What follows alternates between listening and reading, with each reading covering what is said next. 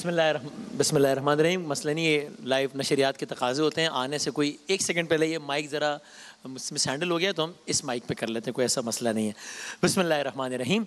रब्बिश्रह ली सदरी व यस्सिर ली अमरी वहलुल उक़दतम मिन लिसानी यफ़क़हू क़ौली। माह रमज़ान फिर आ गया, शान रमज़ान फिर आ गया अल्हम्दुलिल्लाह, और हम आपकी खिदमत में फिर आ गए हैं कसाइस का ये सेगमेंट लिए। एक बार फिर हम हाजिर खिदमत हैं। मैं भी पिछले सेगमेंट में अर्ज़ कर रहा था कि सारा साल शान रमज़ान की जिन कुछ बातों का, अगर मेरी थोड़ी सी मॉनिटरिंग बढ़ा सकें प्लीज़, मुझे मेरी आवाज़ दे सकें, कि सारा साल हम शान रमज़ान की जिन कुछ बातों का हमें बहुत ज़्यादा फीडबैक मिलता है, उसमें सर फहरिस्त ये किस्से वाला सेगमेंट होता है। और हमारी कोशिश ये होती है हमारी टीम की कि आसान अंदाज में कुरान करीम में और अहादीस से साबित जो कुछ वाक़यात हैं वो हम आपकी खिदमत में अर्ज़ करें।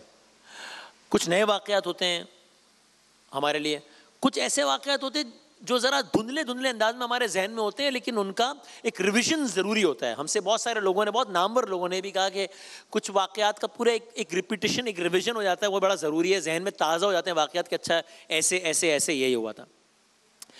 और साथ ही ख्वाहिश ये होती है, कोशिश ये होती है कि मेरे आपको, हम सबको भी, हमारे बच्चों को भी, और मैं फिर कह रहा हूँ बार बार at the cost of repeating myself, कि जब भी मैं ऐसी कोई बात कर रहा हूँ तो आप यकीन कीजिए कि मैं सबसे पहले अपने आप को शामिल कर रहा हूँ। तो मेरा ये मनसब नहीं है कि मैं आपको कोई बात बताऊँ, सिखाऊँ, नसीहत करूँ, ये उलमा का मनसब है। तो मैंने अपने तौर पर अगर कोई किसी किताब में कुछ पढ़ लिया, उलमा से कंफर्म कर दिया, वो बात आपसे शेयर कर लेता हूँ, जिस तरह दोस्तों से शेयर की जाती है कोई बात। तो साथ ख्वाहिश ये होती है कि मेरे आपके बच्चों को या हमें सुपरमैन के किस्से पता है, सुलेमान अलैहिस्सलाम का किस्सा ही पता हो कि क्या अल्लाह ने ताकत दी थी, कैसे हवाओं में उड़ते थे, कैसे तख्त चलता था, क्या होता था। आयरन मैन सबने सुना हुआ है, जानते हैं हमारे किस्से, उनके कार्टून स्किट्स वगैरह।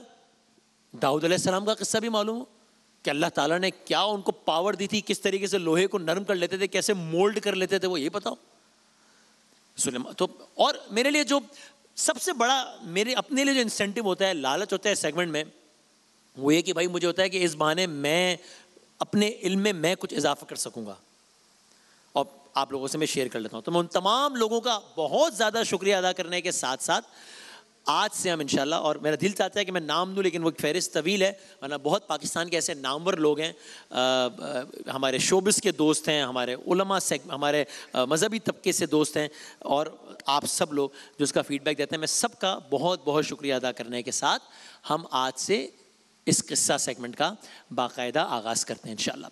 इफ्तार में भी इस तरह की एक सीरीज़ जारी है जो अंदाज़न हम रोज़ाना तकरीबन 4:15 बजे आपकी खिदमत में पेश करेंगे शान इफ्तार में इंशाल्लाह। वो भी एक नए अंदाज़ की सीरीज़ है। आगाज़ करते हैं।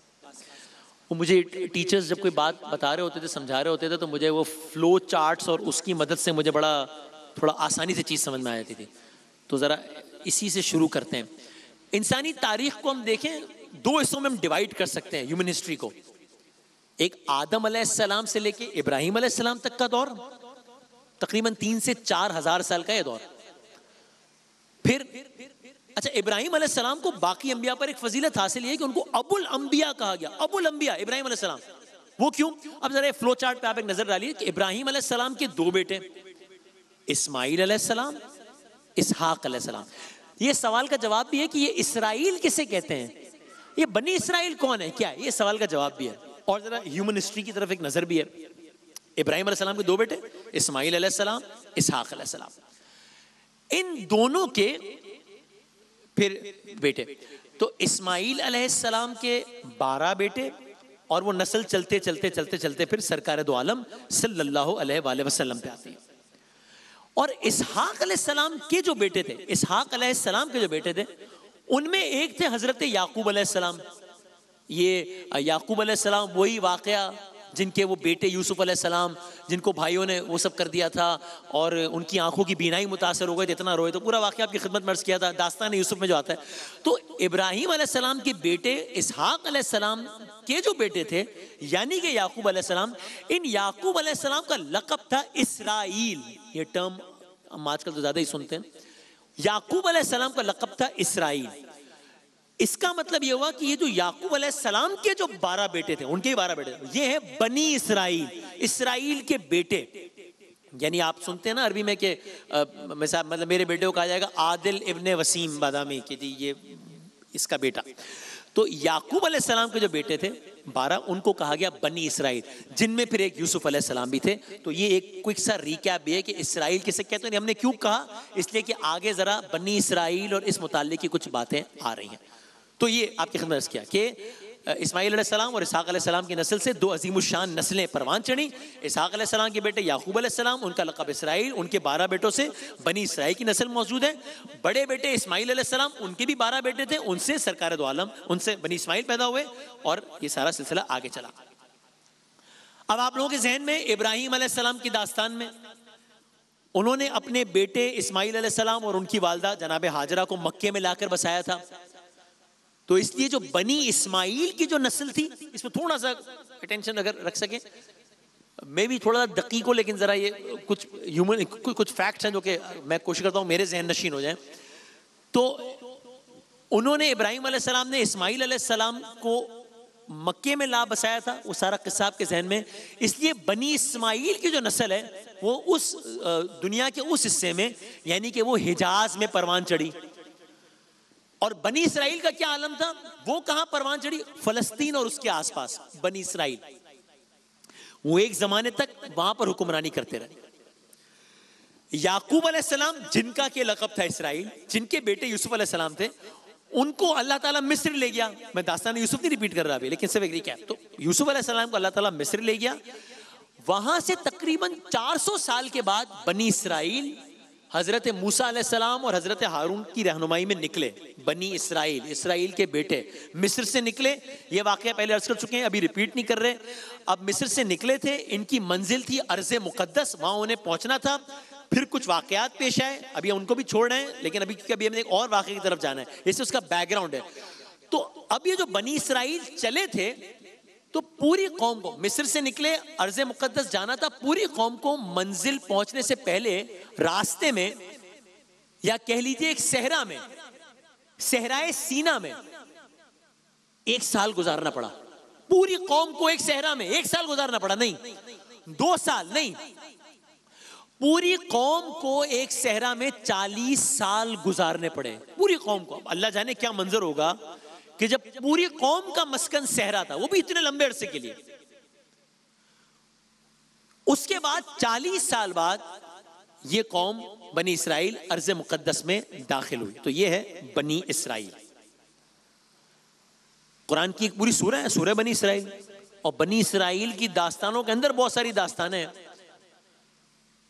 अब मैं असल मुकदमे, असल मुद्दे, असल वाक़े, असल बात की तरफ आता हूँ। इस बैकग्राउंड, क्योंकि इब्तिदाई नशिस्त थी, थोड़ा सा बैकग्राउंड हो गया।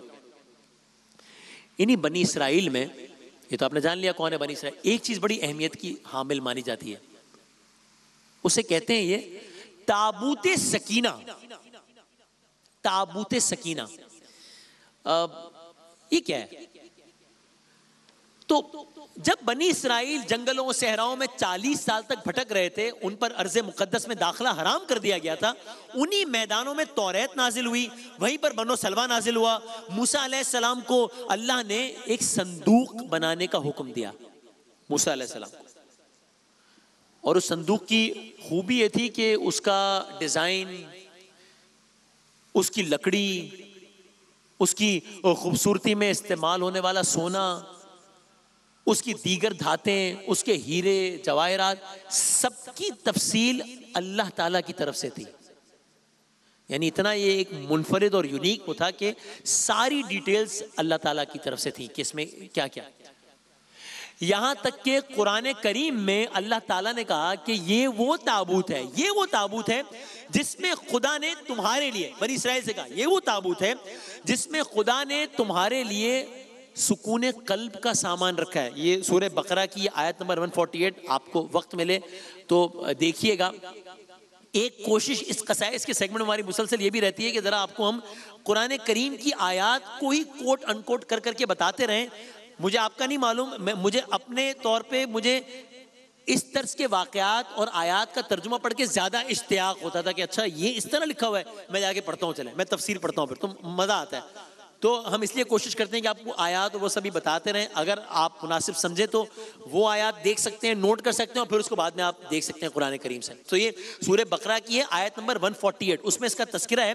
और मैं पूरी आयत नहीं पढ़ता, लेकिन उसका एक लफ्ज़ है अत्ताबूतु फीही सकीना, कि वो ताबूत के जिसमें तुम्हारे लिए, जिसमें सुकून रखा। और इस ताबूत में क्या है? आले मूसा और आले हारून की छोड़े हुए तबर्रुकात है। ये भी आयत का तर्जुमा है कि इस ताबूत के अंदर आले मूसा और आले हारून की छोड़ी हुई बाकियात या तबर्रुकात हैं। वो ताबूत, और ये एक और लफ्ज़ तहमिलुल मलाइका, तहमिलुल मलाइका, ये अगेन कुरान मजीद के अल्फाज हैं। वो ताबूत कि जिसको फरिश्ते संभाले हुए हैं। ये क्या अजब शय है जिसकी बारे में इतनी डिटेल में कुरान बता रहा है कि एक ताबूत है जिसमें तुम्हारे लिए सुकून है, जिसमें इनकी और इनकी बाकियात हैं, जिसको फरिश्ते संभाले हुए हैं। तो इस ताबूत के अंदर एग्जैक्टली क्या है, बाकियात से मुराद क्या है, इस ताबूत के अंदर क्या था, इसकी तफसीलात भी बहुत दिलचस्प है। क्या क्या चीजें इस ताबूत के अंदर, कलर्स करेंगे।